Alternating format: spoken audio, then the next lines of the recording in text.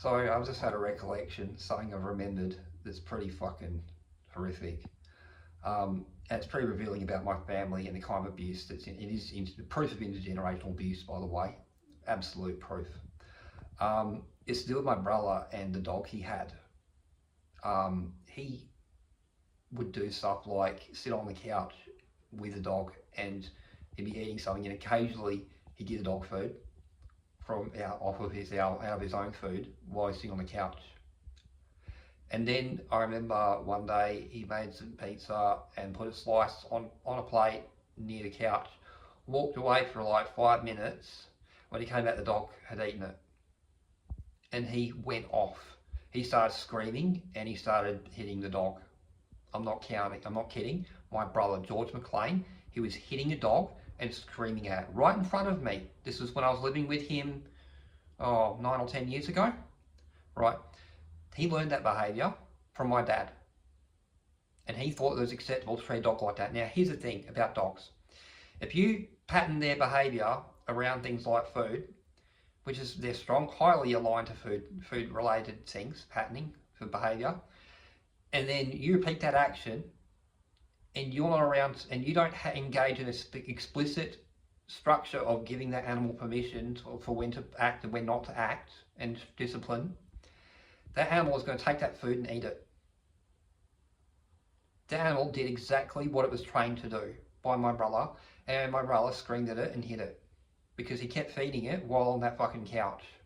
So here's the thing you need to understand, okay? It's everywhere, this abuse, this insanity, this bullshit. I'm seeing this lack of perception in the consequences for our actions everywhere when it comes to how we treat people around us, when it comes to parents, the way to treat children, and now I'm seeing it in how millennials treat their pets. I'm seeing it. Now, I've learned to leave things well enough alone. I've learned that if an animal wants to spend time with you, it will show signs, right? And I've also learned that you need to give it space and they need to have discipline, and there needs to be very explicit rules around food. I knew this with my cat. That's why the cat adored me, because I had explicit rules around food, right? And if he was misbehaving, he might get fed a little bit later that night, 20 minutes later.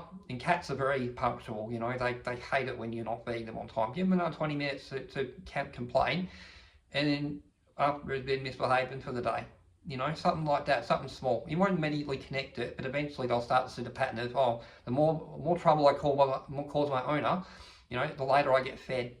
Even if it's just 20 minutes, that's enough for a cat, 20 minutes extra. That's all I need for it to sink in eventually. Just get the pattern going. And it's just simple stuff. It's stuff like, that's one of the more loosest, sort of harder to catch patterns for animals, but it's more like, okay, sit, stay, wait for it. Okay, now you can do it. Good. All that kind of stuff, the discipline, the training, the explicit staged approach to feeding is really important for animals. And I've seen, it's just not the case for animals as well, it's the case for human beings as well. All that stuff's really important when it comes to raising kids, right? In terms of boundaries have to be set, right? But if you make your get your kids thinking a certain way and they're just like that, it's really hypocritical to then later have a problem with that and get really angry with them. Everything you do and say, it gets imparted upon them. So, as something sort of more revealing that I thought I'd talk about, because it's linked back, it also shows that my family has some serious fucking issues. It shows that I'm aware of them. I think about this stuff all the time, by the way. All the time. This kind of stuff about how people really are, not how we like to present ourselves. I'm talking about what we really like, because that's what's important. Actual depth. Because I see people say, people are just nice. And it pisses me off because they're not nice.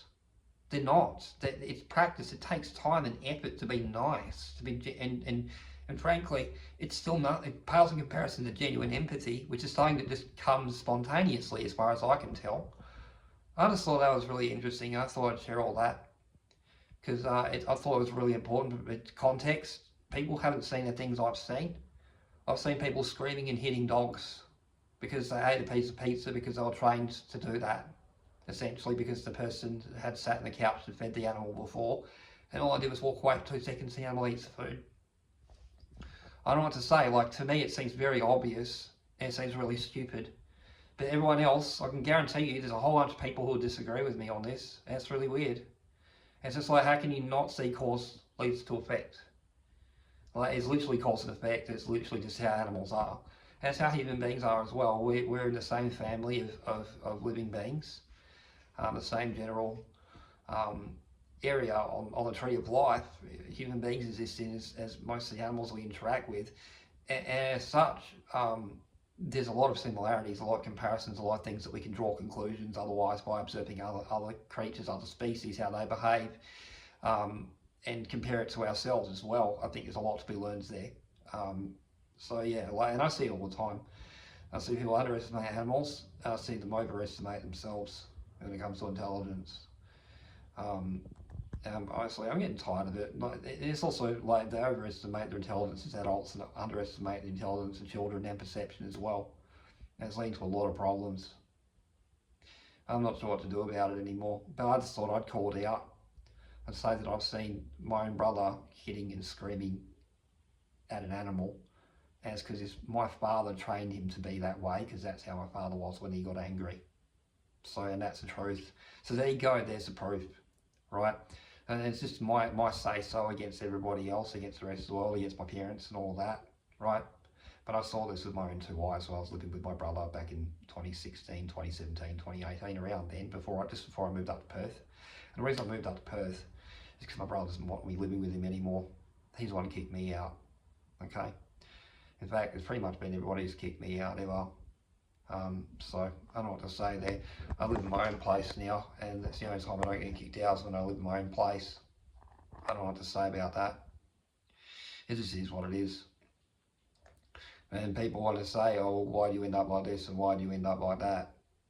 Well, because people around me. I mean, I think about it this way: if I have all these problems, right, and I share common DNA with my family, then isn't it a logical conclusion that maybe the ways they treat me poorly is because they don't like things that they see in me, which remind them of themselves. So really, I just get treated badly because I'm too much like them. So it's not really evidence of anything other than people being sick of each other. Like that's the thing. I think that the people are just sick of me and always have been, and get sick of me very quickly. And there's nothing I can really do about that.